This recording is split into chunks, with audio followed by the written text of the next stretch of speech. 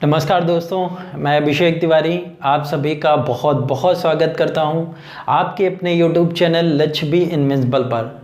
दोस्तों, जैसा कि थंबनेल देख के आप सभी को आइडिया लग गया होगा, आज हम लोग लिप लेक दर्रा, काला पानी और लिम्पियाधुरा के बारे में चर्चा करने वाले हैं। दोस्तों, काफ़ी टाइम से ये न्यूज चर्चा में है, लगातार आप लोग देख रहे होंगे 2 से 3 महीनों में ये न्यूज़ में रेगुलर है। भारत और नेपाल के साथ जो डिस्प्यूट है, विवाद है, वो चल रहे हैं। क्वेश्चन यहाँ से बहुत ज़्यादा बन सकते हैं। आप हिस्ट्री के भी क्वेश्चन यहाँ से देख सकते हो, ज्योग्राफी के भी देख सकते हो और करंट अफेयर्स तो आना ही है। तो चलिए बिना किसी देरी के क्लास को स्टार्ट करते हैं। और सबसे पहले दोस्तों यहाँ पर बना लेते हैं फटाफट नेपाल का मैप।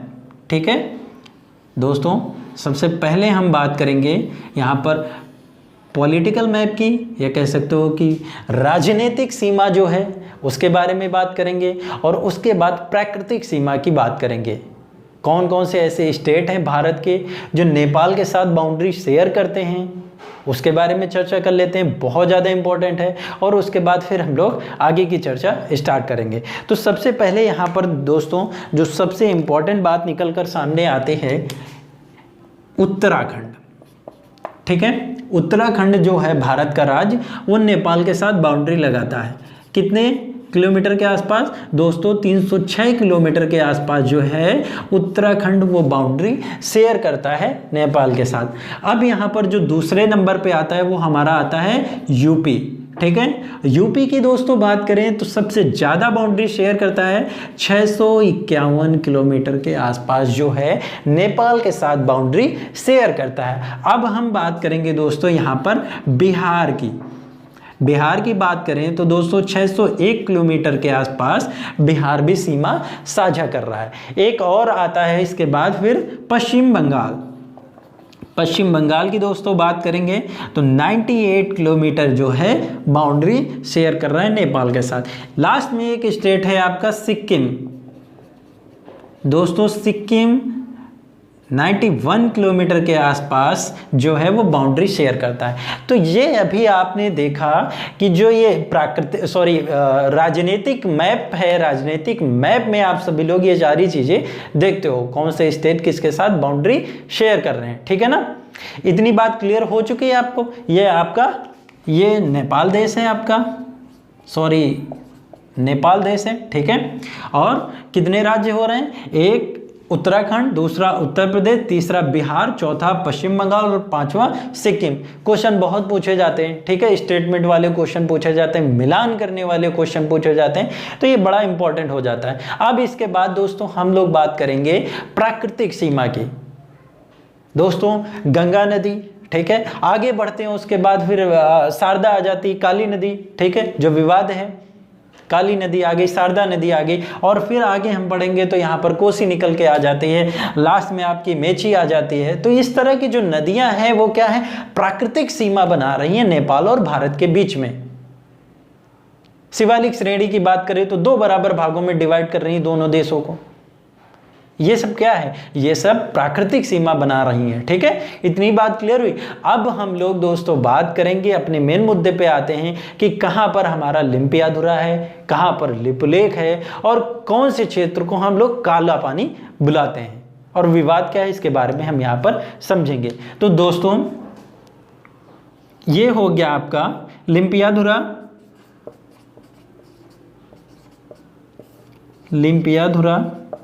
ठीक है, और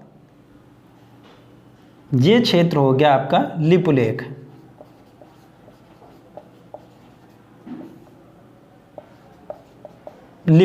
ठीक है,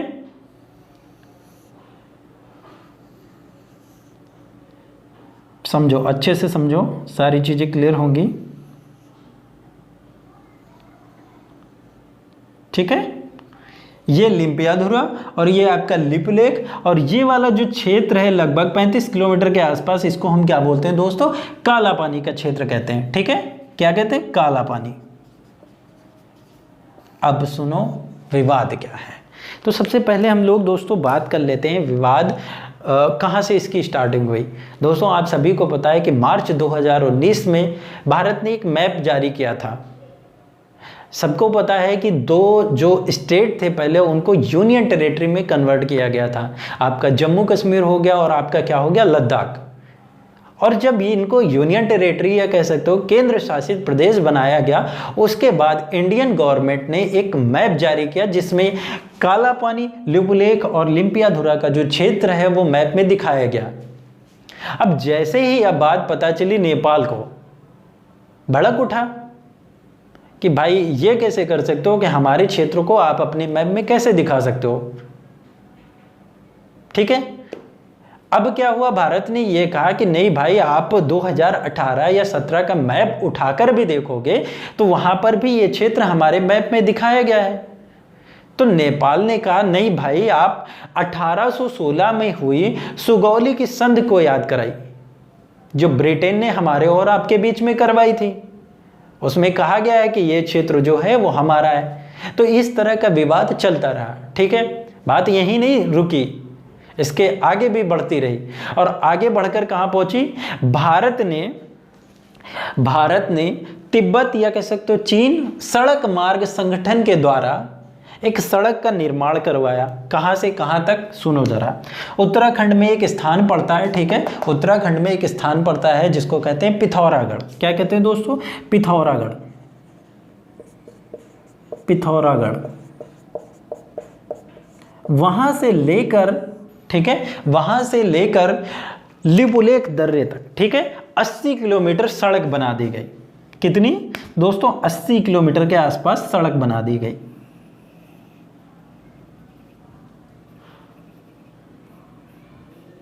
अस्सी किलोमीटर तक दोस्तों सड़क बना दी गई। ठीक है, अच्छा अब सड़क बनाई क्यों गई, इसको सुन लेते हैं जरा। इधर आपका पड़ता है क्या, राकसताल, राकसताल, क्लियर। और इसके आगे पड़ता है हमारा कैलाश मानसरोवर, कैलाश मानसरोवर, मानसरोवर बड़ा पवित्र स्थान है। ठीक है, समझो जरा।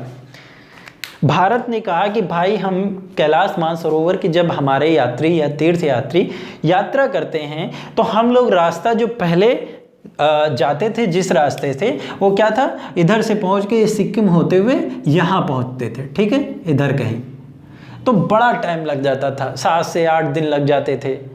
इस वजह से हमने क्या किया, एक रास्ते का निर्माण कर लिया जो उत्तराखंड से होकर लिपुलेख दर्रे से होते हुए कहाँ पहुंच जाएगा, कैलाश मानसरोवर पहुंच जाएगा। अब उससे होगा क्या कि जो यात्रा करने में हमें 7 से 8 दिन लग रहे थे उसमें 2 से 3 दिन कम लगेंगे। इस वजह से हमने सड़क का निर्माण कर लिया है। अच्छा, दूसरी बात और थी, भारत और चीन भी सोच रहे थे कि भाई लिपुलेख दर्रे तक एक सड़क का निर्माण कर लेते हैं। उससे होगा क्या कि भारत और चीन का जो व्यापार होगा उसमें और अच्छी चीज़ें हो जाएंगी, अच्छी तरीके से चलने लगेगा। इस वजह से और उसने क्या किया, सड़क बनाने के लिए सोचा। अच्छी बात है, ठीक है, बनाओ सड़क। अब नेपाल क्या कर रहा है, नेपाल कह रहा है कि यार जगह हमारी है, आप दोनों लोग कौन होते हो सड़क बनाने वाले। चीन भी आ रहा है, भारत भी आ रहा है, हमसे कोई पूछ ही नहीं रहा है। हम छोटे हैं, गरीब हैं, इसका मतलब ये नहीं कि हमें दबाते रहोगे। अच्छा, ये मुद्दा उठाया ओली जी ने। ठीक है, नेपाल की राजनीतिक पार्टियां भी नेपाल की जो राजनीतिक पार्टियां थी वो भी इस मुद्दे पर एक हो गई।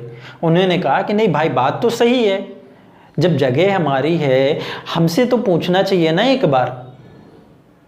उधर से बयान आने स्टार्ट हुए नेपाल की तरफ से। भारत में भी कम अच्छे लोग थोड़ी बैठे हैं, इन्होंने बयान चालू कर दिए, मुद्दा आगे बढ़ता रहा। ठीक है, फिर से मुद्दा आ गया कि भाई सुगौली की संधि याद करो। तो मेन जो लड़ाई है वो आपने समझी, यहां पर समझ में आ गई आप लोगों को कि सड़क बनाई 80 किलोमीटर जिसकी लंबाई है। ठीक है, और लड़ाई या कह सकते हो कि विवाद यहीं से स्टार्ट हुआ। अब समझ लेते हैं दोस्तों कि ये 1816 में सुगौली की संधि जो हुई वो है क्या चीज। पहले ये बताओ, इतनी बात क्लियर हुई, जो ये विवाद है ये पनपा कहां से, ये समझ में आया। अगर ये चीज क्लियर हो गई तो फिर हम आगे बढ़ें। ठीक है, चलो अब इसके बाद हम लोग पढ़ेंगे कि जो सुगौली की संधि हुई थी 1816 में, वो कैसे हुई, उसका बैकग्राउंड क्या है, उसके बारे में हम यहाँ पर समझेंगे। इसको हम यहाँ पर रफ कर रहे हैं, ठीक है। तो दोस्तों, लेकिन एक बात यहाँ पर दोस्तों और बताना चाहता हूँ कि संधि होने से पहले लड़ाई हुई होगी या विवाद हुआ होगा, और उससे पहले का एक बैकग्राउंड होगा। तो सबसे पहले हम यहाँ पर समझेंगे कि बैकग्राउंड क्या था, ठीक है। मुगलों की हालत पतली थी। सभी को पता है कि औरंगजेब की मृत्यु के बाद क्या हुआ, मुगलों का पतन स्टार्ट हो चुका था। और उस समय क्या था, अंग्रेज या कह सकते हो कि ईस्ट इंडिया कंपनी भारत में जो अपने पैर जमाने स्टार्ट कर दिए थे कि व्यापार भी करना है, शासन भी करना है, ठीक है, और अच्छे से सारी चीज़ें करेंगे। मुगलों की बस की नहीं थी उनको रोकना। अच्छा, उस समय जो नेपाल में थी चीज़ें, नेपाल में भी जो नेपाल था वो 3 भागों में डिवाइड था, ठीक है। 3 जो राजवंश थे, या कह सकते हो कि 3 जो क्षेत्र थे, वो कौन कौन से थे। एक आपका हो गया काठमांडू, काठमांडू, ठीक है, काठमांडू।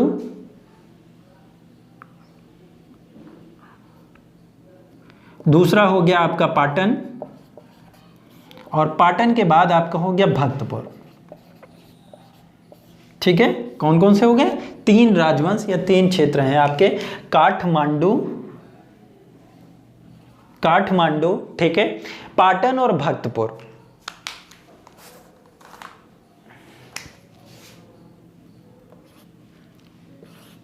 काठमांडू, पाटन और भक्तपुर, तीनों जो थे आपस में बहुत ज़्यादा लड़ाई करते थे, इनकी बनती ही नहीं थी। जिसमें से काठमांडू जो था, मतलब यहाँ पर जो राजवंश शासन कर रहे थे वो गोरखा राजवंश था। बड़े शानदार होते लड़ने में, मतलब इनका कोई जोड़ ही नहीं है, बहुत लड़ाका होते हैं। तो इस वजह से जो नेपाल का क्षेत्र था 3 बराबर भागों में विभाजित था, और बड़ा आपस में इनकी बनती ही नहीं थी। बड़ा परेशान थे कि यार कैसे काम किया जाए, ठीक है। तो हुआ यूँ दोस्तों कि वर्तमान में जो नेपाल के राजा थे, जिन्होंने वर्तमान नेपाल की स्थापना की, उनका नाम था दोस्तों पृथ्वीराज शाह। क्या नाम था, पृथ्वीराज शाह, पृथ्वीराज शाह। इन्होंने क्या किया, वर्तमान नेपाल की स्थापना की, ठीक है। इसको रफ कर रहे हैं। यहां पर कौन सा वंश था, गोरखा राजवंश, गोरखा राजवंश। बड़े लड़ाका थे, तीनों में बनती नहीं थी, बिल्कुल भी नहीं बनती थी, ठीक है। और इसने क्या किया, दोनों पर कब्जा कर लिया। लेकिन समझते हैं हुआ क्या कि उस समय जो गोरखा राजवंश का जो राजा था उसका नाम क्या था, पृथ्वीराज शाह, और इसी ने वर्तमान नेपाल की स्थापना की, ठीक है। इसने क्या किया, वर्तमान नेपाल की स्थापना की। इसको समझ लेते हैं, वर्तमान नेपाल, ठीक है, क्या किया, स्थापना की। और यह बात सबको धीरे धीरे समझ में आ चुकी थी कि नेपाल का क्षेत्र तो ये धीरे धीरे कब्जा कर ही रहे हैं, और साथ में ये भारत का भी क्षेत्र कब्जा कर रहे हैं। इस वजह से बहुत सारा जो भारतीय थे, या कह सकते हो कि इस साइड के जो रहने वाले निवासी थे, बड़ा परेशान थे, बड़ा उम्मीदें थी अंग्रेजों से कि हमारे क्षेत्र को बचाएंगे गोरखाओं से। और जो सबसे पहला युद्ध हुआ वो हुआ 1767 में, ठीक है। कब हुआ, 1767 में, जिसमें क्या हुआ, गोरखा विजयी हुए। क्या हुआ, गोरखा विजय हुए, ठीक है। अच्छा, अब यहां पर समझो, काम तो शानदार तरीके से कर रहे हैं, अच्छी बात है, उत्साहित हैं, बहुत अच्छी बात है, क्योंकि जीत भी मिल गई। लेकिन अति उत्साहित होना ये बहुत खतरनाक है, ये हर किसी के लिए है। कॉन्फिडेंस है, बहुत अच्छी बात है, लेकिन ओवर कॉन्फिडेंस होना ये गलत है, ये खतरनाक है, ठीक है। धीरे धीरे इन्होंने क्या किया, 1767 में गोरखा विजय पा चुके थे अंग्रेजों से। अंग्रेजों को समझ में नहीं आया कि कैसे क्या लड़ना है, ठीक है, स्टार्टिंग थी। उसके बाद धीरे धीरे जैसे ही समय बीता या आगे बढ़ी, ठीक है, 1769 में पहुंचे, इन्होंने क्या किया, पूर्वी नेपाल में कब्जा कर लिया। पूर्वी नेपाल क्या किया, कब्जे में कर लिया, ठीक है, इतनी बात समझ में आई।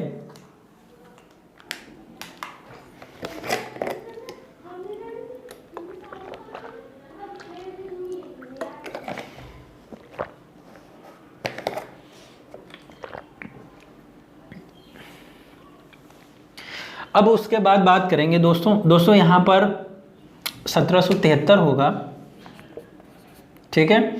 अब उसके बाद इन्होंने क्या किया, 1780,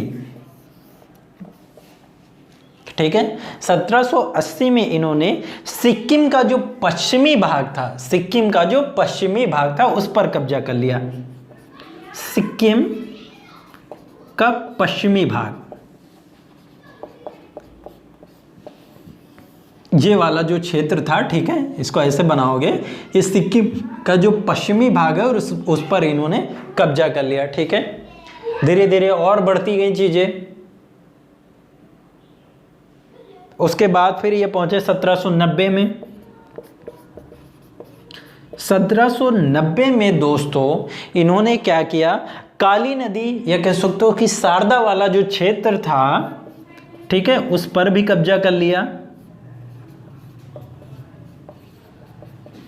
शारदा वाला जो क्षेत्र था उस पर भी इन्होंने कब्जा कर लिया, ठीक है। इधर का जो छोटे छोटे इलाके थे, ठीक है, यूपी से लगते हुए इधर से निकलकर जब आता है ये पहाड़ी क्षेत्र का एरिया जो है, इस पर इन्होंने कब्जा कर लिया। अब जो है धीरे धीरे कह सकते हो कि बात आगे बढ़ ही रही थी और इन्होंने 1813 आते आते इन्होंने क्या किया, 1813 आते आते आपका जो ये तराई क्षेत्र है, ठीक है, इधर का जो ये एरिया है ये वाला, ठीक है, इधर का आपका सतलज नदी वाला जो एरिया है, ठीक है, और उसके बाद ये थोड़ा बहुत जो सिक्किम का एरिया बचा है इस पर भी कब्जा कर लिया।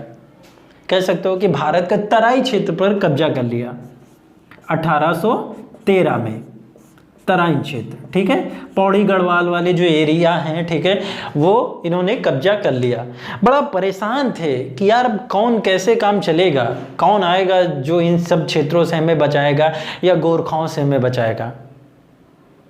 और भाई साहब की एक एंट्री होती है, आता कौन है, 1813 से लेकर 1823 तक शासन करने वाला बंगाल का गवर्नर जनरल वारिंग हेस्टिंग्स। कौन आया, 1813, यहां पर समझो जरा, ठीक है, 1813 से लेकर 1823 तक एंट्री हुई किसकी, बंगाल के गवर्नर जनरल वारिंग हेस्टिंग्स की। किसकी, वारिंग हेस्टिंग्स। क्लियर, भाई साहब की एंट्री हो गई। पता किया कि क्या चल रहा है भाई, जैसे ही आता नहीं हो कोई नया नया शासन करने, पूछता है कि भाई क्या चल रहा है बताओ हमें, आके बताने लगे कि गोरखाओं ने तो ऐसा ऐसा कर रखा है। तो वारेन हेस्टिंग्स साहब जब आए बंगाल के गवर्नर जनरल बनकर, तो इनके सामने तीन जो राजवंश थे या कह सकते हो कि तीन जो मुख्य क्षेत्र थे वो निकल कर सामने आए। कौन कौन से, जो तीन शक्तियां थी दोस्तों, एक तो राजपूत थे, दूसरे सिख, तीसरे आपके गोरखा।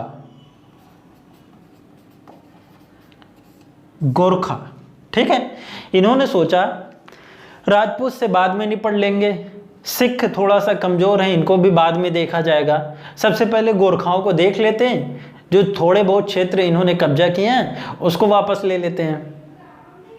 लेकिन हेस्टिंग्स साहब भी सोच रहे थे कि यार लड़ाई की कैसे जाए, कोई ना कोई तो मुद्दा होना चाहिए ना, रीजन्स तो होने चाहिए किसी से लड़ाई करने के लिए।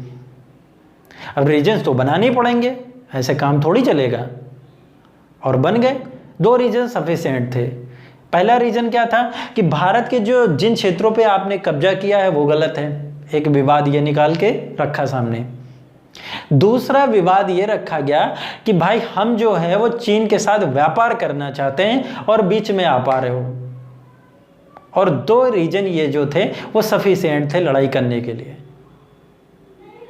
ठीक है, लड़ाई स्टार्ट हुई और उस समय वर्तमान में जो गोरखाओं के राजा थे उनका नाम क्या था, विक्रम शाह, गिरवान विक्रम शाह। इसको साफ कर रहे हैं हम, ठीक है। कौन था दोस्तों, Girvan Vikram Shah. He was only 16 year old. वो मात्र 16 साल का था जिस समय राजा बना था। कौन था? गिरवान विक्रम शाह।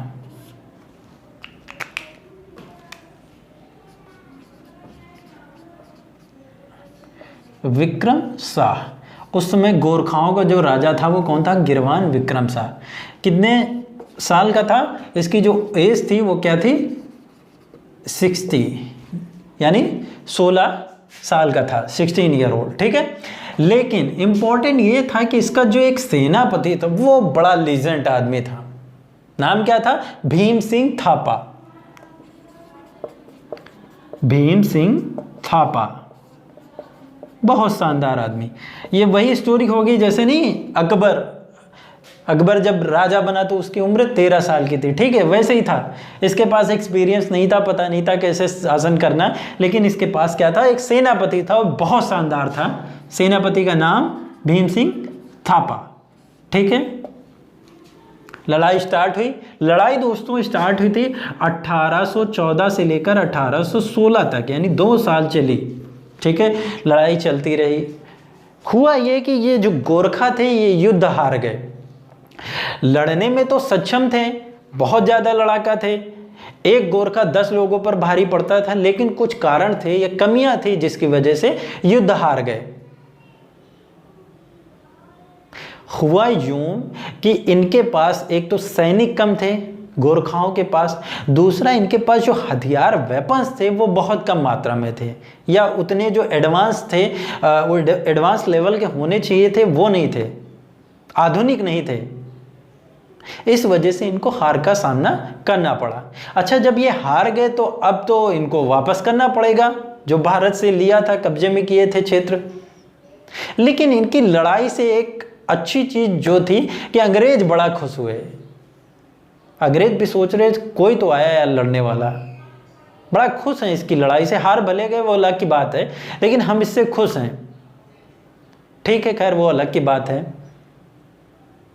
तो अंग्रेजों ने यह कहा कि भाई जिन क्षेत्रों पे आपने कब्जा किया हुआ है, तराई क्षेत्र हो गया, पौड़ी गढ़वाल का क्षेत्र हो गया, ठीक है, सिक्किम मिक्किम का क्षेत्र जो हो गया, ठीक है, उसको आपको वापस करना पड़ेगा। गोरखा मान गए। ठीक है, दूसरी शर्त ये रखी ब्रिटेन ने, या कह सकते हो कि अंग्रेजों ने, कि आपको नेपाल में ब्रिटिश रेजिडेंट की स्थापना करनी पड़ेगी।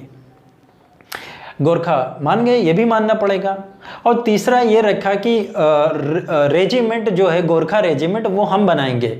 आज भी चलता है, इंडिया में भी है और ब्रिटेन में भी है। ठीक है, काफ़ी सैनिक हैं जो गोरखा भर्ती हैं, आज भी है। सारी चीज़ें एग्री हो गई। अब यहाँ पर इंपॉर्टेंट बात ये आती है कि संधि कैसे हुई। ठीक है, तो दोस्तों संधि हुई बिहार के पास एक चंपारण स्थान है, बड़ा फेमस है, इतिहास के बच्चे जानते होंगे और क्वेश्चन भी काफ़ी बनते रहते हैं। सुगौली नामक स्थान है। ठीक है, वहीं पर संधि हुई। संधि कब हुई? 2 दिसंबर, देखो तो जरा, 2 दिसंबर 1815 को संधि हुई। किसकी? सुगौली की संधि। लेकिन लागू कब हुई दोस्तों? 1816 में। क्लियर? अब यहां पर हम समझ लेते हैं कि संधि करने के समय हस्ताक्षर किसने किए और किन के बीच में संधि हुई। तो दोस्तों यहां पर एक नाम निकलकर सामने आता है, गजराज मिश्र, नेपाल की तरफ से थे। ठीक है, गजराज मिश्र।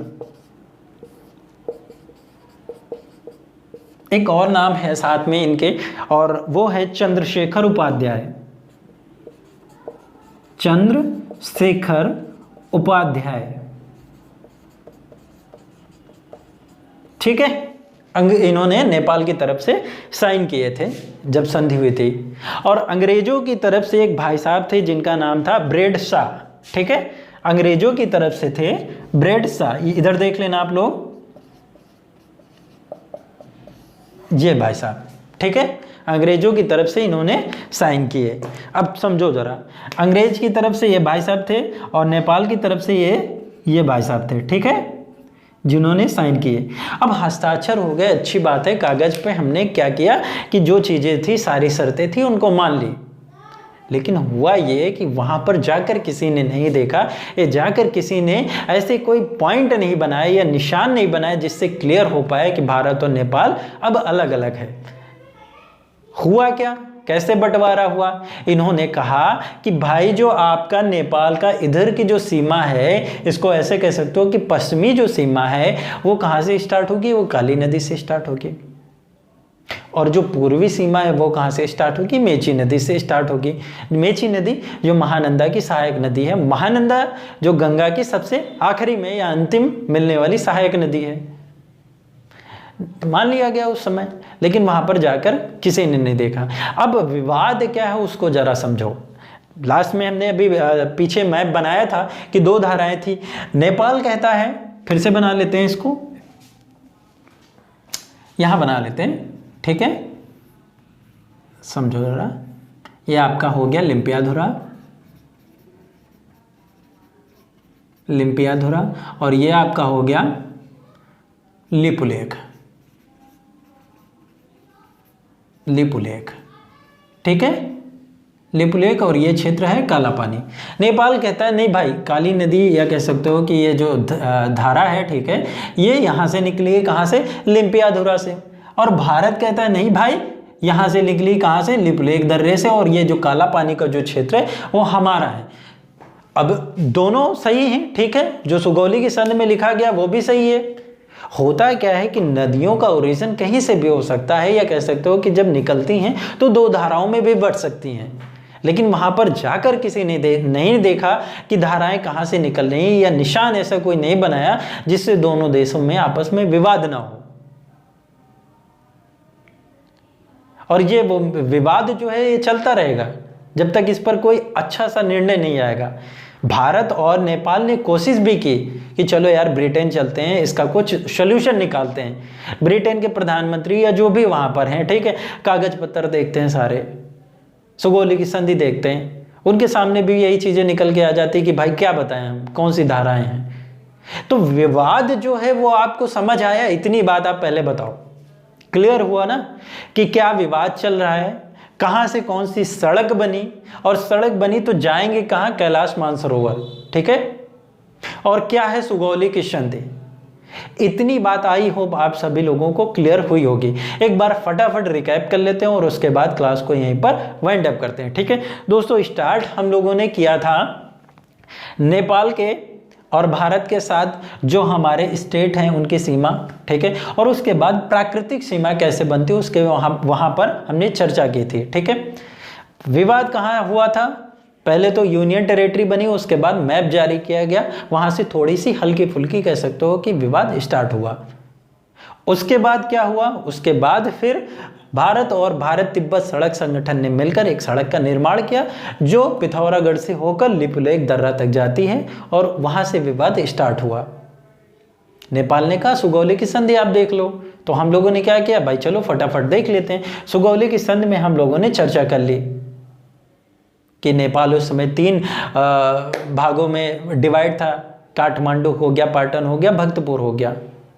और वहाँ पर जो राजवंश था वो लड़ाका राजवंश कौन था? गोरखा थे। गोरखाओं ने धीरे धीरे कैसे कब्जा करना स्टार्ट किया। सेना कम थी लेकिन वेपन्स जो थे वो कम थे, लेकिन फिर भी हिम्मत बड़ी थी उनके पास। अंग्रेज भी थोड़ा बहुत परेशान हुए उनसे। कब्जा कौन कौन से क्षेत्रों पे किया उसके बारे में भी हमने यहाँ पर चर्चा कर ली। फिर क्या हुआ, बंगाल के एक गवर्नर जनरल आए, उन्होंने क्या किया, लड़ाई स्टार्ट की, या कह सकते हो कि इस तरह की चीज़ें सामने निकल के आई। तो आई होप जो मेन मुद्दा है या डिस्प्यूट है भारत और नेपाल के बीच में वो समझ में आया आप लोगों को।